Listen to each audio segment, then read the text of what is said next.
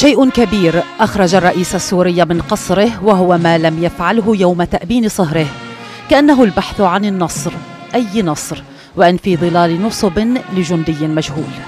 39 عاما أمضاها السوريون يسترجعون أمجاد تشرين، وكان لزاما عليهم كل عام الاحتفال بتشرين آخر وقع قبل ذلك بأعوام 3، حين أزاح وزير الدفاع حافظ الأسد رفاقه الضباط البعثيين وأطبق حكمه المطلق على سوريا.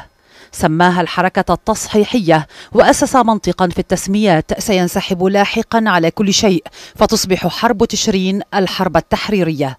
لكن الشهرين لم يربطا يوما في الوجدان الجمعي السوري بفعل جيش أو أمة، بل اشتغل على تكريسهما في التماثيل والعقول على أنهما من فعل رجل واحد استثنائي، حافظ الأسد، الذي سيحمل لاحقا لقبه الأشهر بطل التشرينين. لا يذكر التشرينان وبطلهما إلا وسط هالات تبجيل تصدان مسبقا أي خوض في تبيان إلى أي حد كانت نهاية تلك الحرب ونتائجها على قدر سطوع بدايتها.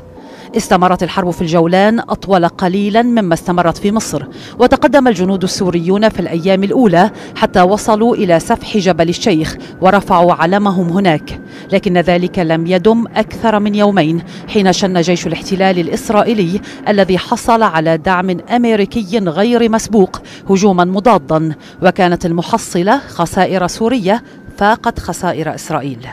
أوقف إطلاق النار في اتفاقية حزيران 74 منهية ما عرفت بحرب استنزاف في الجولان، كانت تحقق نجاحات عسكرية، وهو ما يثير إلى اليوم أسئلة الباحثين، لتدخل الجبهة في سكون أربعيني لن تعكره رصاصة، ولتبدأ إسرائيل هذا العام فقط ببناء الجدران والتحصن.